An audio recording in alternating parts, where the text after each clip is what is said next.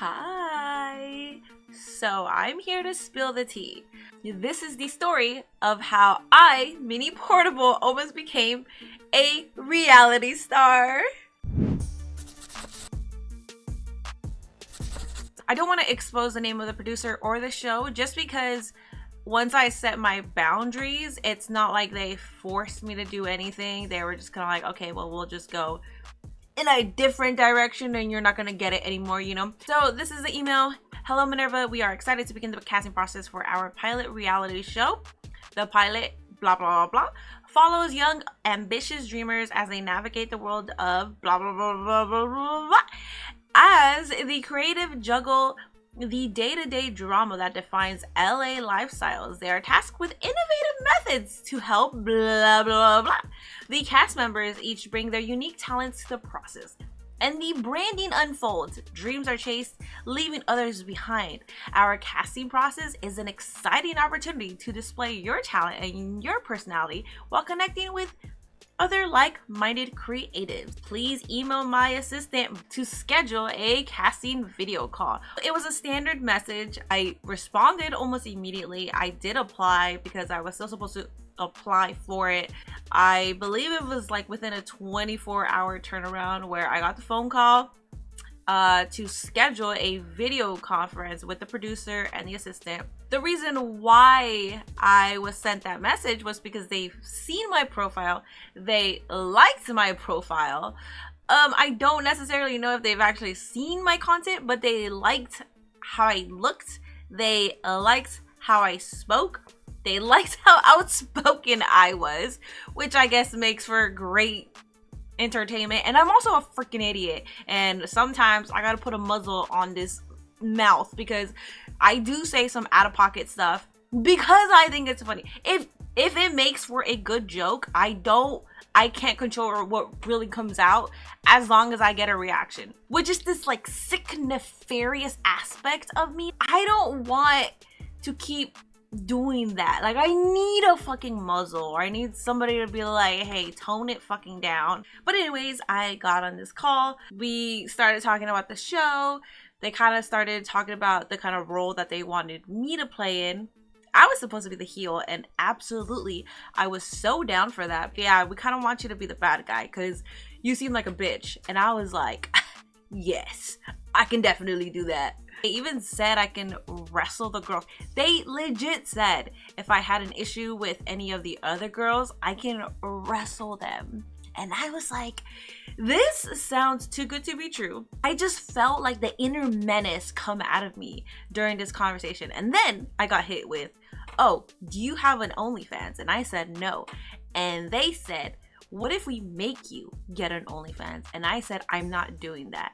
And they said, great, we don't want girls with OnlyFans. And I was like, great, this is perfect, this opportunity is amazing. And then the producer just keeps going off, basically saying this is going to be a fun show. This is going to be a show full of attractive women. He started making like a couple jokes, basically saying like, we don't want fat on any of these women. And I was like, well, I can't be a part of it then. And he was like, why? And I was like, because I got a fat ass.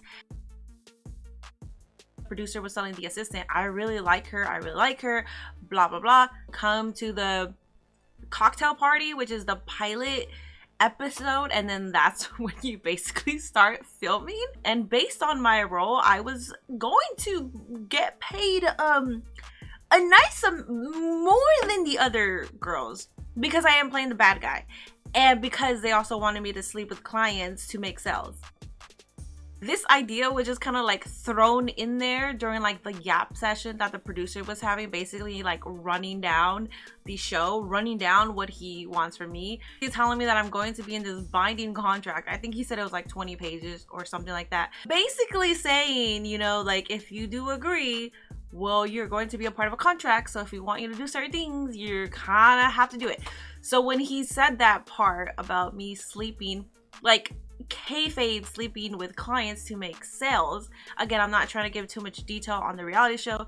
One, they were open with what they wanted. They didn't necessarily hide that that's what I would be doing. It would be sleazy if they did lead me on and say, oh yeah, you're going to be the bad guy and you're also going to be able to wrestle these girls when you're mad and stuff like that, but not tell me that really intricate detail that's extremely important and basically the deciding factor if I do take on this role or not. After he was done with the yap session, he did head off, and then it was just me and the assistant, and I told the assistant, I'm not doing that. I don't feel comfortable doing that on television. Me as a person, I don't do that. And if I'm playing this character, I'm being there as myself.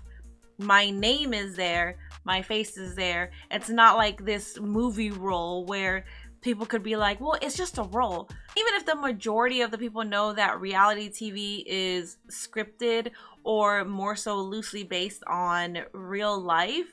And I'm also thinking about my relationship. I don't want to disrespect him in that way. To take on this role and be a total fucking slut on national TV and have him and have his parents, have his friends watch this. Also, like, thinking about, I think my sister and brother would probably find it funny, because they also know me. I barely even freaking go outside or do anything, so they would find it funny. But to like his family, I didn't want to do that to them, and also just for myself, I am not that person. So I stated I'm not doing that. The shift on her face pretty much told me, yeah, this is not going to happen, because right before I said that I'm not doing this, they were already planning on bringing me on. They were already giving me the details of the contract. They were giving me a lot of details that if I didn't book the role, which by the way, again, I didn't apply for, the producer reached out to me, and that's why I applied for it. So I guess I fit the role that he wanted, and honestly, I think I still do fit the role. I just am not going to pretend that I'm sleeping with clients to make sales.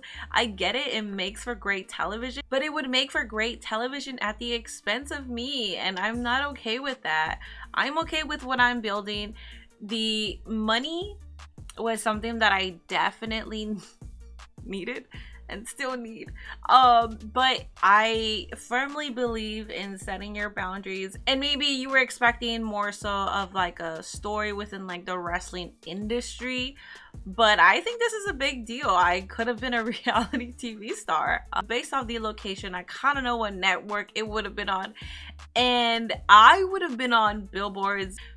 There was this feeling in my tummy that I went from excitement to this just doesn't sound what's good for me right now. Everybody to know, no matter the opportunity, no matter the exposure, no matter the money, but also speaking on exposure, I mean, that's national television. I was going to be myself.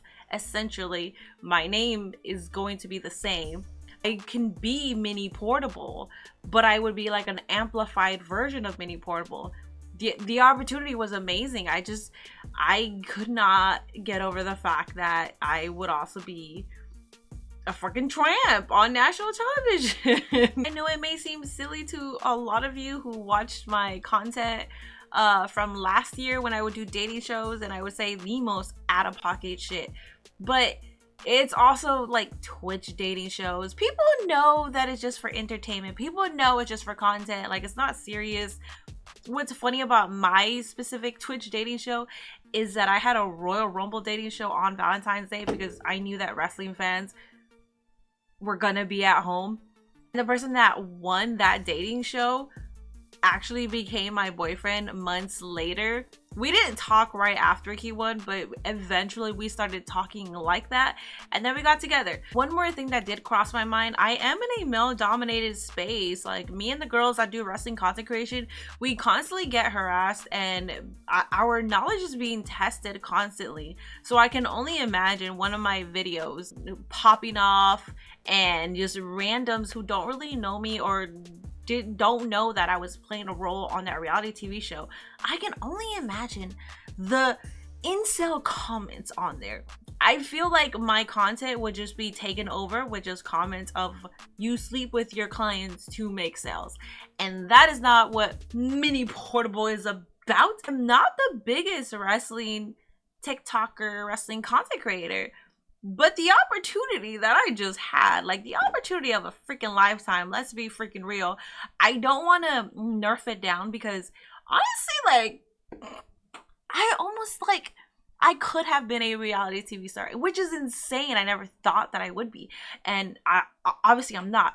But I'm excited for 2024. I'm excited for the other opportunities that I could say yes to. I'm excited for what comes into my life and what is meant for me. If I had this opportunity 10 years ago, even maybe like 5 years ago, I would probably say yes. And I would blindly say yes to everything. I would be like, yes, yes, yes. What do you want me to do? Okay, great. Let me make it even more entertaining. Let me go ahead and create this whole entertaining show for you at the expense of me. I wouldn't know the value I have. I wouldn't know my self-worth. I wouldn't know or understand that I would probably regret this in a couple of years. I think this opportunity purposely came to me at this time because I'm so much wiser, I think. I'm a lot more mature and have a better understanding of boundaries. Don't just say yes because you want to please others or because you think you're going to lose a certain position or a certain role. In my case, I did. I remember having a conversation with my boyfriend about this. As soon as I was done with that phone call, I was proud, and that's something that I probably wouldn't have been able to say a couple of years ago. Could have been a reality TV star. The money could have, took your girl off this rinky-dink studio. But the feeling of knowing that you have control over your life like this, the feeling of knowing that there's going to be more greatness coming towards your direction is so much freaking better than just saying yes to an opportunity because you think that's going to be the only opportunity. I have a lot of trust in myself. I know that I'm entertaining. I know that I have a sense of humor that a lot of people actually gravitate towards. So for me, I'm excited about the future. Thank you for joining me on this yap session. Also, I do go live every Monday, Wednesday, Friday, and Saturday on my Twitch and YouTube. So if you want to join the live conversation, go ahead and follow me on those platforms. And if you haven't already, make sure you do hit the like button and subscribe for daily and weekly content. Until my next yap session, goodbye!